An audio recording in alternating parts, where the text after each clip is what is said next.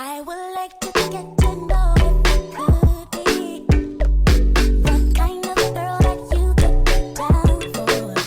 'Cause when I look at you, I feel something. Hi guys, welcome back to my channel. Please don't forget to like, share, and subscribe. Tell your friends so they can tell their friends so we can all be friends. If you're new to my channel, my name is Boitumelo Modise, and if you're a returning subscriber, my regular, my day one, my tribe, the ones who have subscribed, welcome my babes. So yeah guys, without wasting any time, let's get into the video. Actually, there's certain things that I actually forgot that were very traumatic in my life. And I either forgot about them because I did not speak about them, or I forgot because I decided maybe to talk about it when I've healed. Because I kid you not, the other day I was looking at my old videos, like when I posted my first what's this au-pairing experience, basically when I went into other different rematches. They got 2021, 2022, remember? I looked at those videos and I started thinking, wow, there's a lot of things that I left out. Maybe because I just didn't want to cause trouble, or I was scared, or I forgot, or I was just traumatized. But one thing that I remember was I was going through the most during that time. So there's a lot of things that I felt like I do not want to share, because I just felt like when I spoke about it, they really hurt me. It was just so hard to talk about them. But I feel like, going through therapy, talking about it with my parents, talking about it with my close people, or like in one way or another, and I just feel like I'm ready to talk about certain stuff. And to be very honest with you, I kind of forgot some of these things. There's some of the things that I wrote down here that I remembered as I was writing. Oh, wow, and then this happened. Wow, and yeah, I woke up at 5 today, and I was sitting in my bed because I normally just sit and like think, and I guess today I just thought about all the traumatic experience that I've went through, and I felt like sharing, So yeah, today's title, as per the title, you guys know already, but I'm just gonna share it. It's gonna be called Dirty Laundry and Past Traumas from Au-pairing. So I wrote down in this book. So if you guys see me looking down, you know the drill. But yeah, I guess the first thing that I really wanted to talk about was basically the family not paying me on some mellow. We just had a baby. So there was a moment where, obviously the mom gave birth, right? She went to the hospital, she gave birth, and these people are just not paying me. Sharp, I get it. Maybe it was not time for me to just up and say, hey, can you pay me? But again, it was that thing, these people never really pay me on time like that. Like, there would be days on time, but there would be moments where I always need to kind of constantly remind them that, hey, can you please pay me, So fine, I think maybe it had been after a week or so, and I was just like, can you guys please just pay me, And they're like, oh, Melo, we just had a baby. Come on, we just had a baby, And I really felt bad in that moment. But at the same time, I was just like, but you have to pay me. Whether you knew this whole time you've been pregnant, you still have to pay me even after, But it is what it is. I just remembered that, and I recalled how I never really shared it, But yeah, that's one of the things. Another thing that I want to talk about is when the family took me to the clinic to go get a shot, because if I don't get a shot, I'm not going to hold their baby. Basically, that's how she put it. She's like, I'm not going to be comfortable with you holding my baby if, you don't get a shot. So I don't know. In that moment, it made me feel like, wow, Africa. She must go get a shot,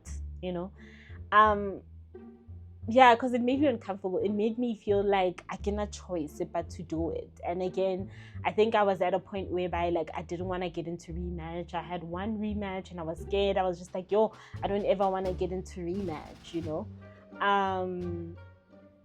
Not fully understanding. It's okay.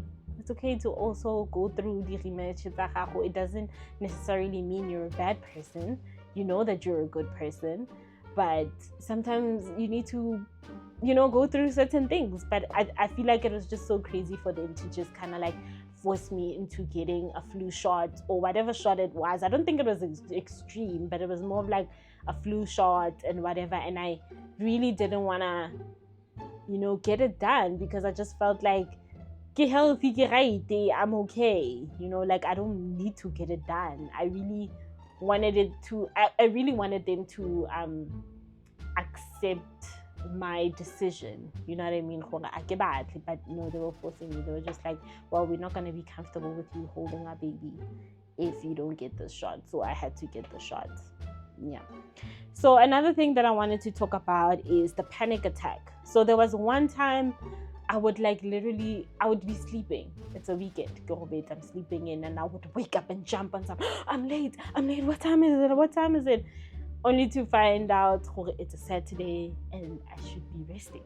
Like, I'm not late. I'm never late. I was always on time. You know what I mean? So, it was just very traumatic living in that house because no filangare, there's no room for mistakes. There's no room for nothing. So, I guess when I saw myself panic like that in that one moment, when I woke up and I was just like, oh my gosh, get late, it just made me realize, I'm not happy here. I was just going through the most. So, yeah. Another thing is asking for grocery lists, then not buying anything. So that's what they would do, guys. They would make me tell them what I want. Okay, I want yogurt. I want this. I want tomatoes. And then get me nothing. Not even buy, let's just get her one thing from this list. Nothing. And then because I was so young and I was so scared to speak up for myself, I would never really mention how grocery how the things. I would just say, it's fine. And then I'll just buy with my own money.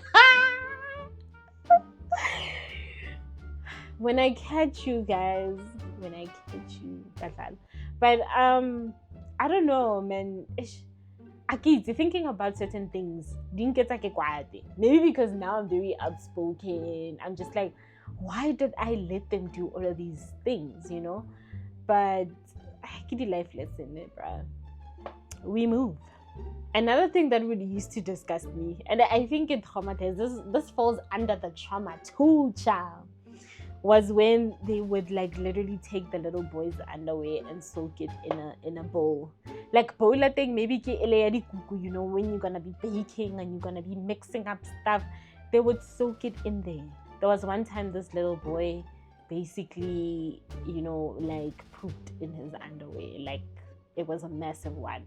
I remember just thinking, I am not changing this kid's underwear. Like I'm not gonna change this kid. Like there's absolutely no way, because it was so disgusting. And then the dad offered to do it, which I was so grateful. I was like, this it's beyond me at that time, right? So yeah, I don't know if the dad rinsed it or what, but I just remember just seeing the little underwear in that bowl. Like I was just like,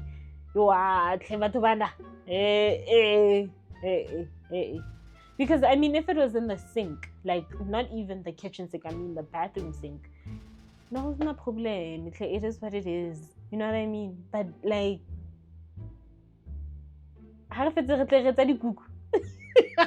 no. And I remember how they used to love making like, those chocolate chips.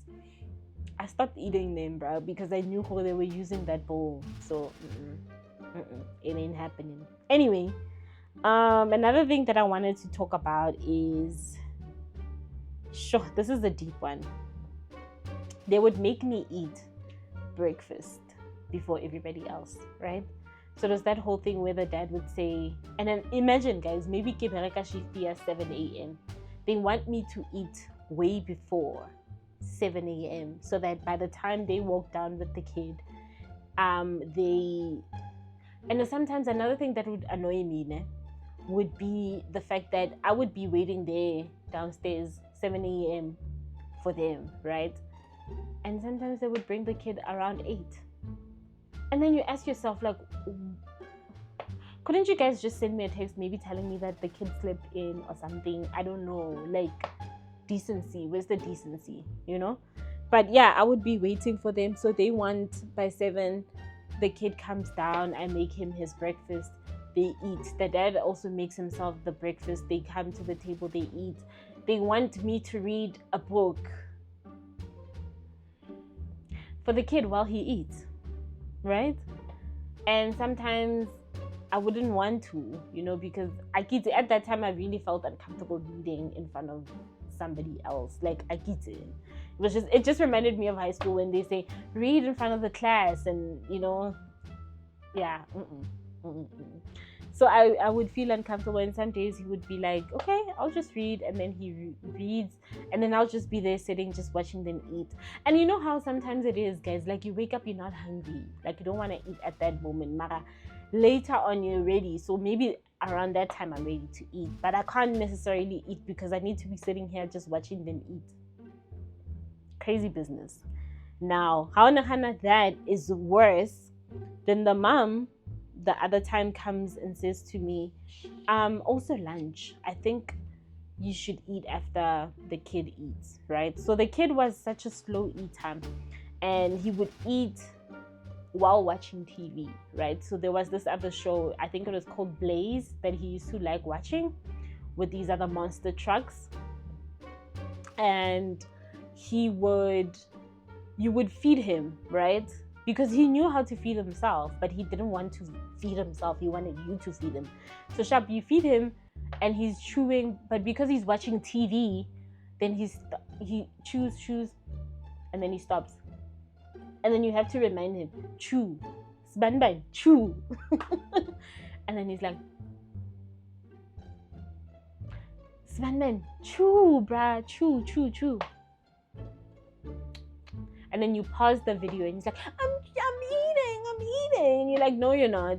And then you force him maybe to take more bites and then turn on the TV again. So it was a lot. So sometimes you're hungry, but you have to wait for this kid to eat and chew, because there's 2 episodes that he can watch, because I think the videos were like 14 minutes long or something. So he would watch 2 videos. And sometimes even after those 2 videos, he's not even done eating.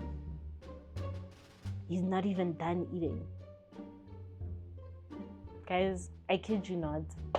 And Shapo, when he's done eating, the show is done, he wants to play. Like as soon as you turn off that TV, he's like, let's play. You know, he's ready, he's running around, he's playing. And you want to eat. And when you explain to him, hey, let me go make a sandwich and I'll be back or whatever, he doesn't want to understand. Like he just wants to play. So obviously, Luana, you feel bad on some, okay, let me just play with this kid, I'll eat a little bit later. And then sometimes I would literally work the whole day and I wouldn't have eaten because I missed breakfast, I missed lunch, and I'm only eating dinner now once I'm done working. They would buy him these other kiddies' food from this other company. I don't think it exists anymore, right? Because this one time, I still remember when this kid used to like X, Y, and Z, but then I didn't find them online. So I think that company is no longer there, right?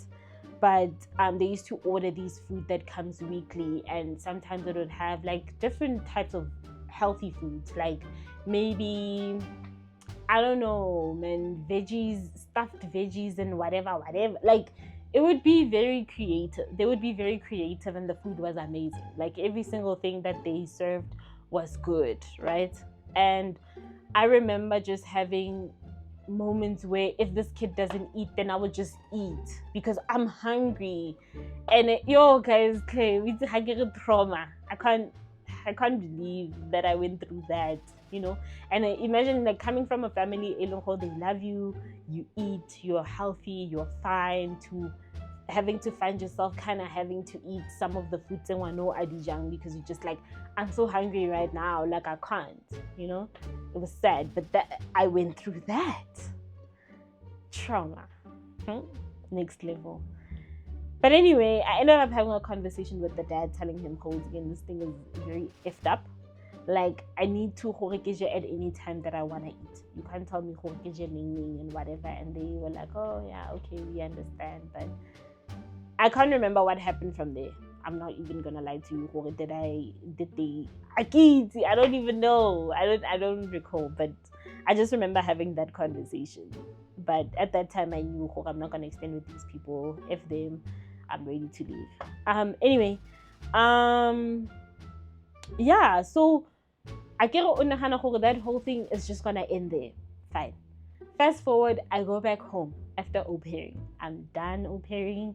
I was with the lovely, lovely family in LA that I extended with. I go back home. And while I'm back home, then I end up being in a relationship with somebody, right? And he took me out on our first date. And when he took me out on our first date, guys, I kid you not. Okay, fine. Before we jump on the part, we order some food, right? Our food comes and I start eating.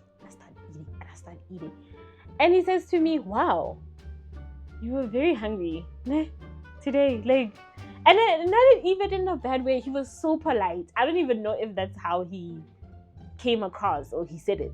I just remember him being so polite about it. Like, wow, like, no sorry today. And I was like, what? Am I like eating like super, super fast? He's like, yes.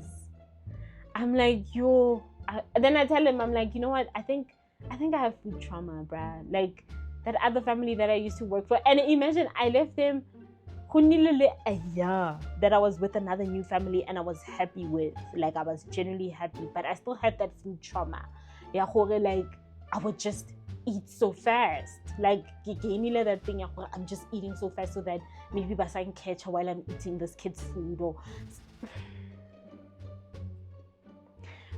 But yeah, so I realized food trauma. Like, I went through that and I had food trauma, So yeah, I told him and he couldn't believe it either. He was just like, man, that's messed up. But yeah. And then there was a time, moving back to America again, there was a time where that very same family that I've been talking about this whole time, there was a time where I was fasting. My early 20s, guys, I was so big on like fasting. So big on fasting. So it was one of those days where I was just like, you know what? I'm entering into a fast. And I think I was doing the whole 21-day fast when I was living with them. And yeah, I was fasting. The dad came to me and he was like, I really think you need to stop fasting. I was like, why? He says, I feel like you're different now. I think maybe you are kind of hungry, low-key. Sorry to say that, but maybe you're just kind of hungry. And I was just like, well, I'm not going to stop my fast.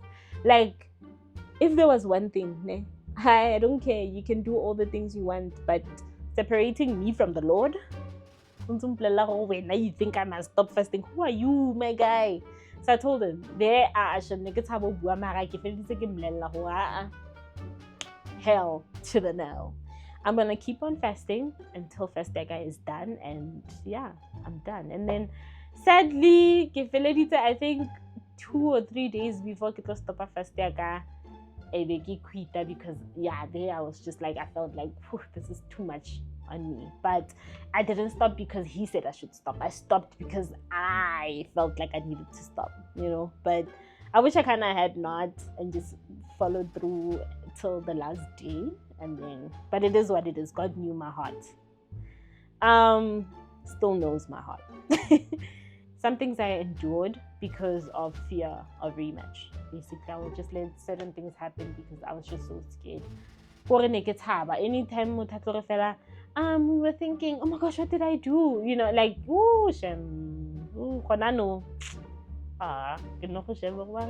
rematch. Oh, okay. But before, like, I can't, but yeah, it is what it is. Anyway, and then, things started getting more and more and more. Another thing that I remembered was when basically the host mom at that time said that I should stop using, fragranced things to bath. Like, I should get fragrance-free bath soaps and deodorants and whatever, Because Shem, one thing about me, like I say, baby, Zara perfume. Nikki, it's it. So there was a time where I think the dad was loading something on my TV in my room. I get to some app. I think Nancy it's a Showmax or something, you know. And he was just like, wow, oof, it smells good in here. Like, wow, yeah, it smells good or whatever. Or he said I smell good. I don't know. But I think the wife heard. And ever since that time, she was just like, yeah, no, please don't put on perfume. She said to me, if you put on like fragrance stuff, I'm not gonna be comfortable with you holding my baby. Nahana like ke ngwana wa mang, ke ngwana presidente. Ke ngwana Obama. I don't care. Even if Nele ngwana Obama, like I don't care, bruh. Like I don't care. But yeah, she kept on every time. Now that I think about it, she kept on saying, if you do X, Y, and Z, I'm not gonna be comfortable with you doing this with my kid. Like in that moment, okay, sharp, I will stop putting on perfume. But I'm never gonna stop using fragrance stuff because what is that? How good you feel after you use all these soaps sitting guys. Please, I was just like, So I think that also kind of traumatized me to a point where even with these other families, I would just never wear perfume around them. I would only wear perfume high kids. But my host mom here, I even told her, I was like, yo, kind of this one time, this other lady said X, Y, and Z. And she was just like, what? That's crazy. Get the perfume, you know, she's like, bruh, if you want, wear it any day, you know. Not that exactly. I feel like low-key, I feel like still I kind of kept that whole thing like only wear my perfume when I go out to wherever. But yeah, she's very comfortable. She smells good. Like I always tell her like, wow, like you must plug me because wow, it smells good. You know, her lotions, her stuff, her perfume. She smells good. Like, whew, wow. So yeah, and then most of the time we're in the house, you know, because she's either working in her office here in the house if she doesn't go directly to her workplace. But like for now, she's still home and perfume was smelling all good. But yeah, that's something basically that I went through, you know, that traumatized me with that other lady.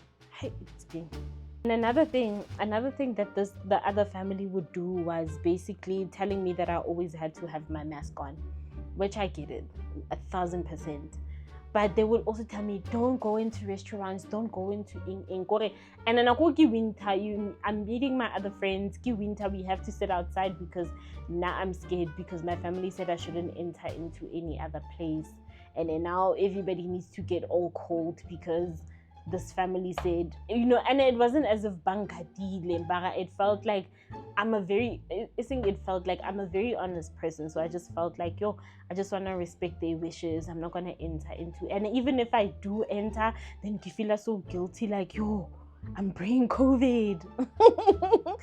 But yeah. And I remember they would tell me that I can't take the buses, I can't take the Ubers, I can't get into a friend's car. Go everywhere I wanted to go to, they had to drop me off. They had to drop me off and come and fetch me. So this one time, this other girl came to get me, and they were so mad. That time we even did whole social distance. I was sitting at the back, she was driving. This other beautiful, beautiful lady. She was so mad. The mom was so mad. She was so mad. And I didn't even give them a chance. I was just like, I told them, I'm going out. I'm going to meet a friend.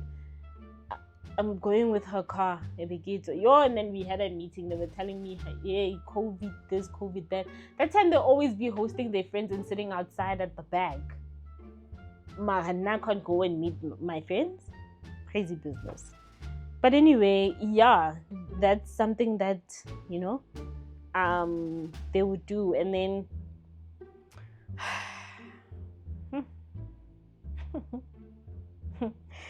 now this I saved the best for last. There was a time where they said to me, maybe you should consider meeting your friends at the cemetery.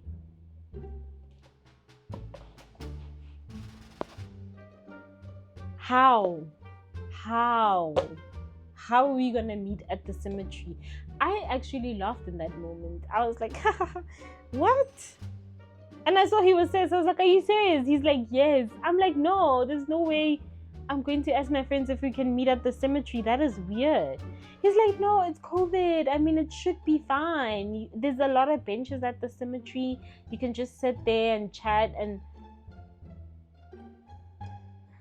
No. Imagine, guys, having a big conversation. Hey, hey guys,